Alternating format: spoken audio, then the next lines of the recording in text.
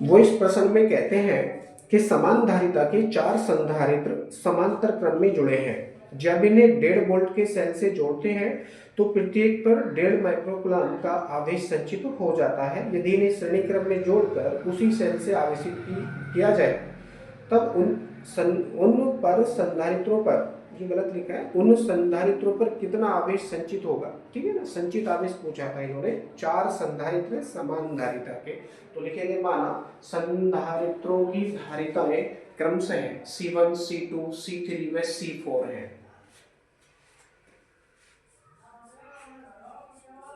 माना चारों संधारित्रों की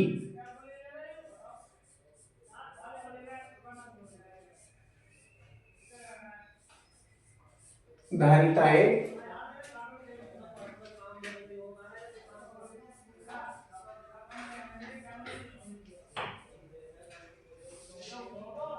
क्रमशः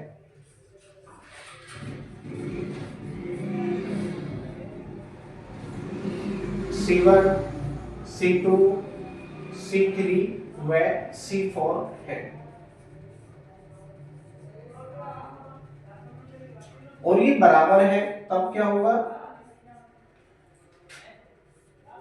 C1 equal to C2 equal to C3 equal to C4 equal to C। ठीक है ना, हम कर सकते हैं C1 equal to C1 equal to C2 equal to C3 equal to C4 equal to C। ठीक है ना, प्रश्न के अनुसार हमने यहाँ पर लिख दिया है। वो कहते हैं जब इन्हें 1.5 वोल्ट के सेल से जोड़ते हैं, V की वैल्यू कितनी है, 1.5 वोल्ट दे रखा है यहाँ पर, V इक्वल टू 1.5 वोल्ट।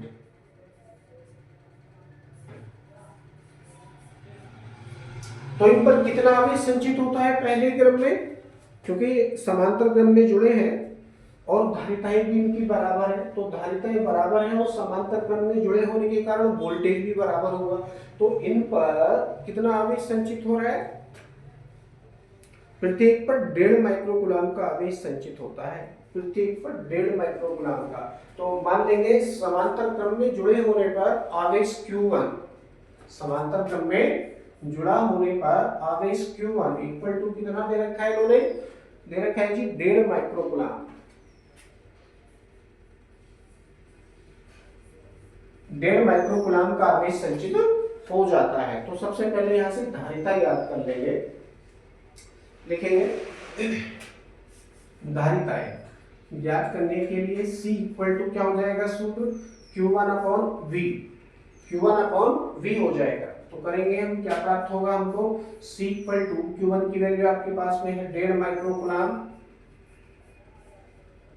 बटे, और V की वैल्यू आपके पास में है 1.5 वोल्ट, 1.5 वोल्ट।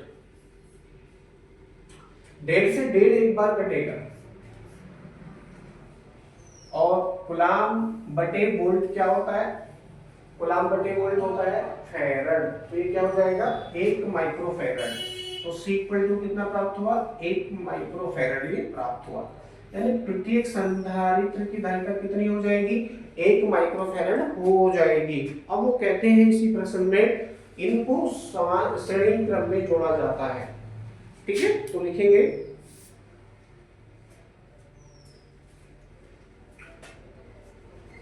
इन्हीं संधारित्रों को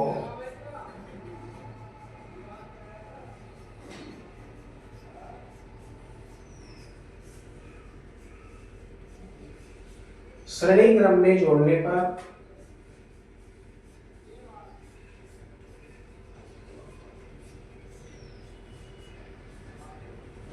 इन्हीं संधारित्रों को श्रेणी क्रम में जोड़ा जाता है।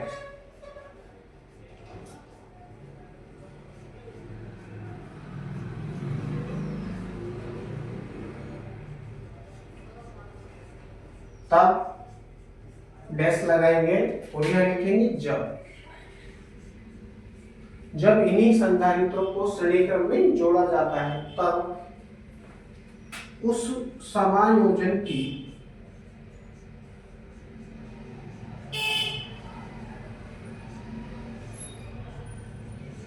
तुल्य धारिता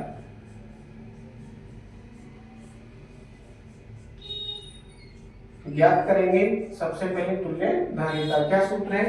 1/c डैश कर लो इसको, इक्वल टू क्या होगा 1/c1 plus 1/c2 plus 1/c3 plus 1/c4 1/c4 प्रयोग करेंगे, वैल्यू क्या प्राप्त होगा 1/c डैश इक्वल टू 1/1, सबकी वैल्यू बराबर है 1/1 प्लस 1/1 प्लस 1/1,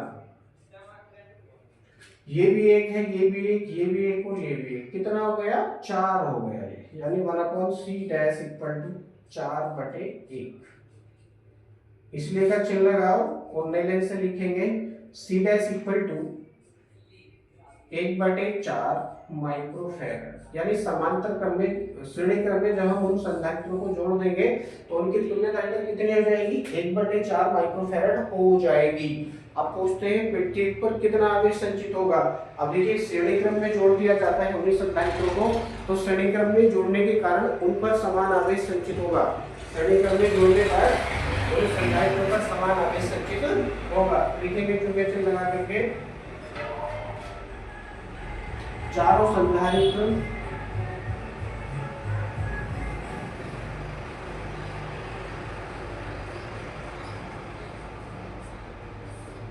श्रेणी क्रम में जुड़े हैं।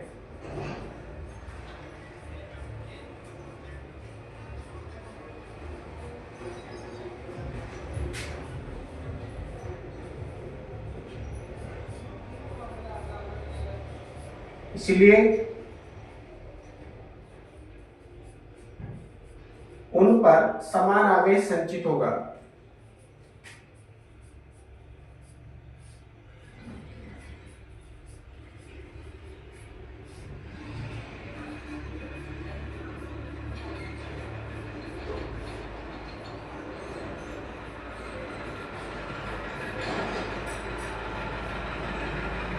अतः क्या सूत्र है Q1 equal to Q2 equal to Q3 equal to Q4 equal to Q। अब ये हमने Q1 किया था क्योंकि समांतर क्रम में जुड़े थे तो संचित आवेश इतना था 1.5 माइक्रोग्राम, लेकिन अब समांतर क्रम में श्रेणी क्रम में इसको कर रहे हैं तो क्या हो जाएगा Q2। अब Q2 तो हमने यहाँ पर Q1 कर दिया, चलिए कोई नहीं करते हैं, इसको Q डैश कर लो, चाहे इसको Q डैश कर लो, Q1 के स्थान पर Q डैश, ठीक है। तो ये Q4 इक्वल टू क्या हो जाएगा Q double dash equal to C के स्थान पर C dash into V, C dash into V करेंगे तो क्या प्राप्त होगा Q double dash equal to C dash की वैल्यू आपने फाइंड की है 1/4 माइक्रोफैराड इंटू V की वैल्यू आपके पास में है, दे रखा है 1.5 वोल्ट।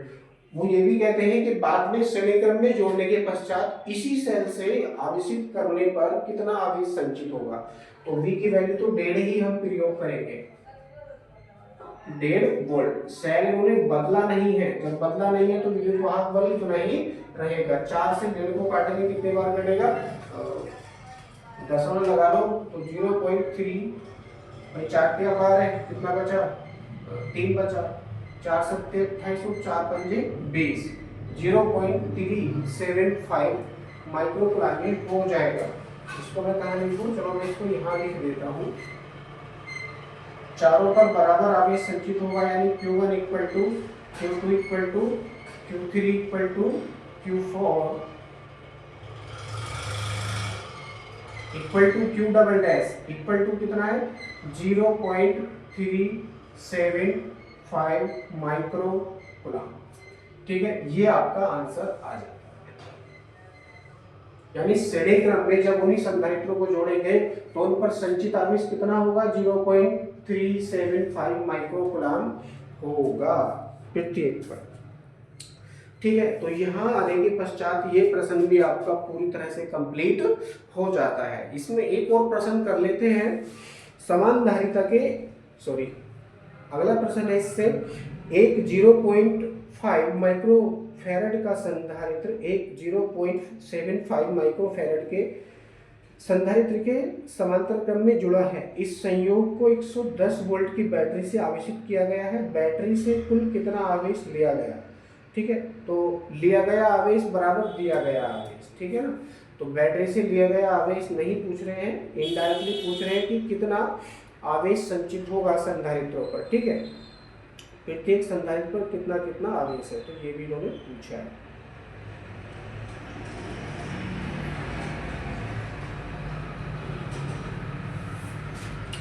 Okay, no problem. तो इसको कर लेते हैं। सबसे पहले बोर्ड को साफ कर देता हूं, जो दे रखा है उसको लिखेंगे फिर।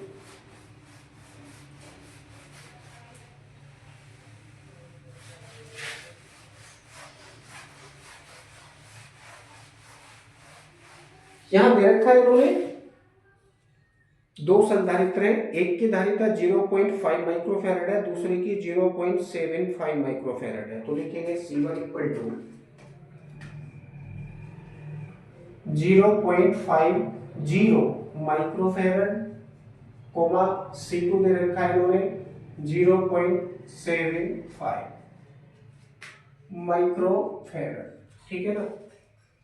तो ये वैल्यू दे रखी है इन्होंने, और इसको कितने वोल्ट से ये जला रहे हैं, चालू कर रहे हैं 110 वोल्ट से, ठीक है। तो V इक्वल टू कितना है 110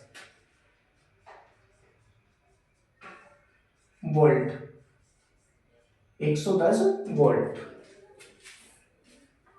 एक बार फिर पढ़ लेते हैं। संयोग को 110 वोल्ट की बैटरी से आवेशित किया जाता है। बैटरी से कुल कितना आवेश लिया गया, प्रत्येक संधारित्र पर कितना कितना आवेश संचित होगा। ये समांतर क्रम में जुड़े हैं। तो लिखेंगे चौके लगा करके संधारित्र कौन कौन से, C1 व C2, नाम भी लिखना जरूरी रहता है। C1 व C2 समांतर क्रम में जुड़े हैं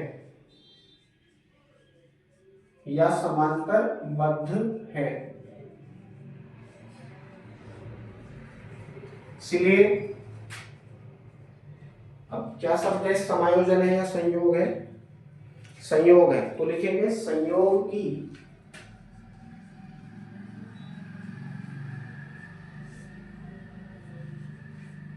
तुल्य धारिता।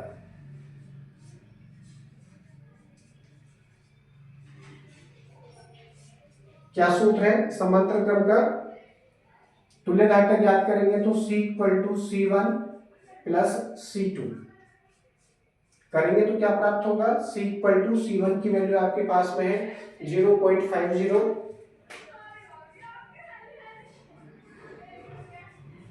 माइक्रोफैरड प्लस इसकी वैल्यू 0.75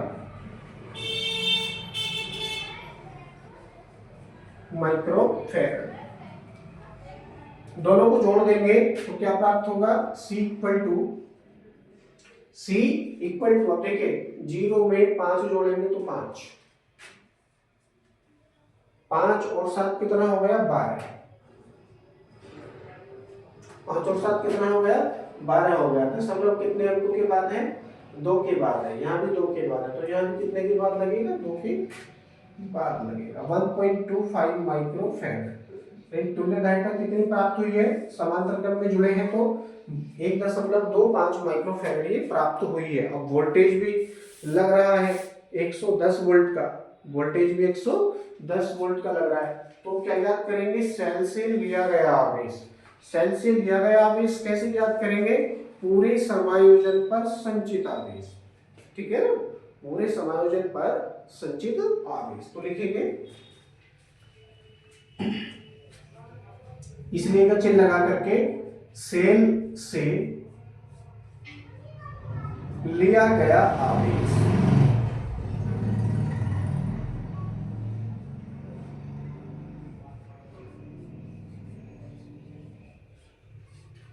ये किसके बराबर होगा, इसको मैं Q से दर्शा देता हूं।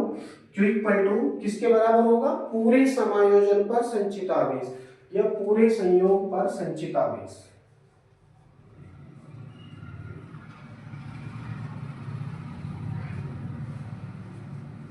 पूरे संयोग पर संचित आवेश।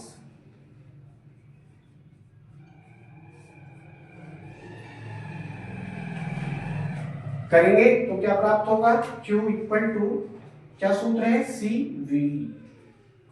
तुल्य धारिता कितनी है, C पानी है, वोल्टेज कितना है इस समायोजन पर 110 वोल्ट है। करेंगे तो क्या प्राप्त होगा, Q इक्वल टू C की वैल्यू आपके पास में है 1.25 माइक्रोफैरड इंटू V की वैल्यू आपके पास में है 110 वोल्ट, 110 वोल्ट। यदि करेंगे तो क्या प्राप्त होगा, Q इक्वल टू 11 से गुणा कर लो इसका, 11 पंजे 55, 55 का 5 हासिल लगे 5, 11 दूनी 22 और 5 से 27, 27 का 7 हासिल लगे 2। अब 11 कम 11 और 2 13, 11 और 2 13, 1375 हो गया। अब ये जीरो है, जीरो भी लगा लो। दशमलव कितने अंकों से पहले है, 1 2, 2 के पहले है तो यहाँ कितना लगेगा, 2 के पहले, तो 137.50 माइक्रोकुलाम।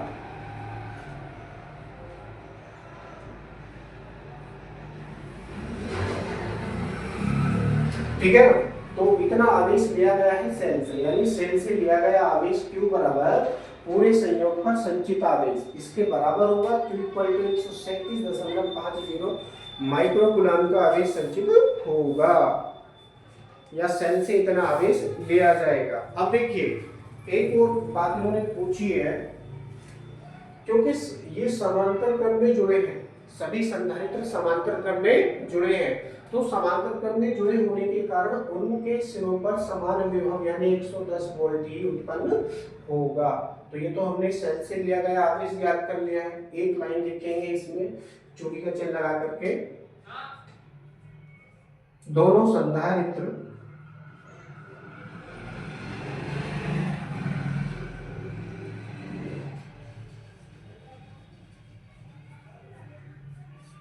समांतरबद्ध है,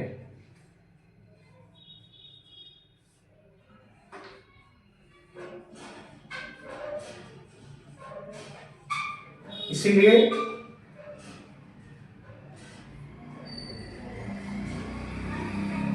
उनके सिरों पर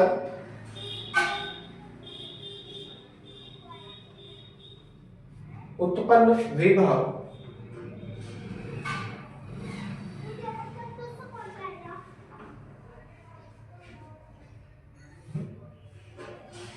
विभवांतर समान होगा।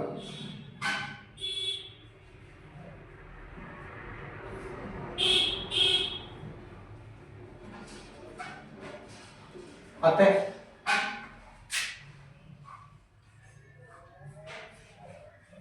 डैश लगाओ, लाइन से लिखो। अब देखिए तुल्य धारिता की हमको आवश्यकता नहीं, सेल से लिया गया आवेश भी हमने ज्ञात कर लिया, कितना आया, 137.5 आया। तो क्या लिखेंगे अतः के बाद, अतः के बाद लिखेंगे V1 equal to V2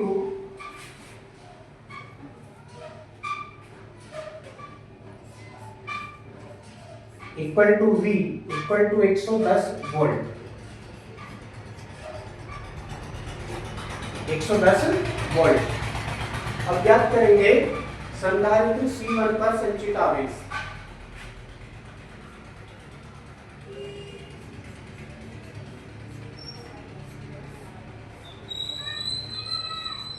C1 पर संचित आवेश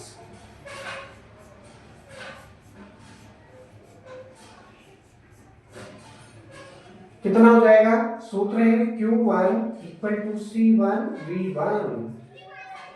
करेंगे तो क्या प्राप्त होगा, Q1 इक्वल टू C1 की वैल्यू है आपके पास 0.5, ये जीरो को छोड़िए, no problem, 0.5 microfarad into V1, V1 की वैल्यू आपके पास में 110 वोल्ट। करेंगे तो क्या प्राप्त होगा, Q1 इक्वल टू 11 पंजे 55। अब देखिए पॉइंट हटाओ तो ये 0 कट जाएगा, 11 पंजे कितना हो गया, 55 हो गया माइक्रो कूलम। तो पहले संधारित्र पर कितना आवेश संचित हुआ, 55 माइक्रो कूलम। 55 माइक्रो कूलम का आवेश संचित होगा पहले संधारित्र पर। इसी प्रकार दूसरे संधारित्र पर याद करेंगे तो लिखेंगे इसको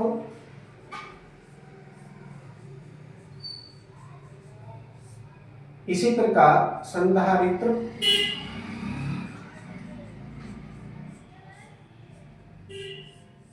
C2 पर संचित आवेश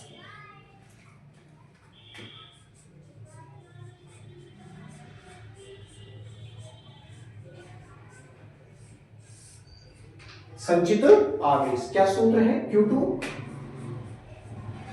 इक्वल टू C2 V2 करेंगे तो क्या प्राप्त होगा, Q2 इक्वल टू C2 की वैल्यू आपके पास में है 0.75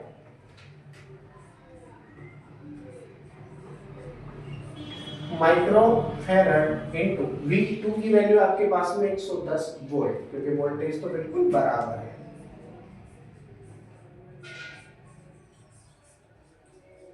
यहां से Q2 की वैल्यू फाइंड आउट कर सकते हैं। तो Q2 इक्वल टू क्या हो जाएगा, अब देखिए 11 पंजे 55, जीरो बाद में लगा लेंगे, 11 पंजे 55, हासिल लगे 5, 11 सत्ते 77, 77 और 5 कितने हो गए 82, और ये वाला जीरो है तो ये वाला जीरो यहाँ लगा देते हैं। अब दशमलव है 2 अंकों से पहले, तो यहाँ कितना हो जाएगा 2 अंकों से पहले। मात्रक है माइक्रो कूलम। तो ये दूसरे संधारित्र पर संचित आवेश आ गया 82.50 माइक्रो कूलम, ठीक है ना। इसको करने का एक तरीका और है, जहां आपने संधारित्र C1 पर संचित आवेश ज्ञात करा है, आपको प्राप्त हुआ Q1 equal to 55 micro coulomb, ठीक है ना। अब सेल से कितना आवेश लिया गया है, Q equal to 137.50 micro coulomb का आवेश लिया गया है सेल से, ठीक है। पहले संधारित्र पर 55 माइक्रो कूलम का आवेश संचित हुआ, तो इस आवेश में से 55 माइक्रो कूलम का आवेश पहले संधारित्र पर चला गया, जो बचा वो दूसरे संधारित्र पर चला गया है, ठीक है। तो इसको इस तरह से भी आप कर सकते हो, Q2 equal to Q minus Q1। Q minus Q1 की अगर आप करेंगे तो ये वैल्यू कितनी प्राप्त होगी, 82.50 ही प्राप्त होगी, ठीक है। तो यहां आने के पश्चात ये प्रश्न भी आपका पूरी तरह से कंप्लीट हो जाता है। बाकी प्रश्न आपके अगले वीडियो में।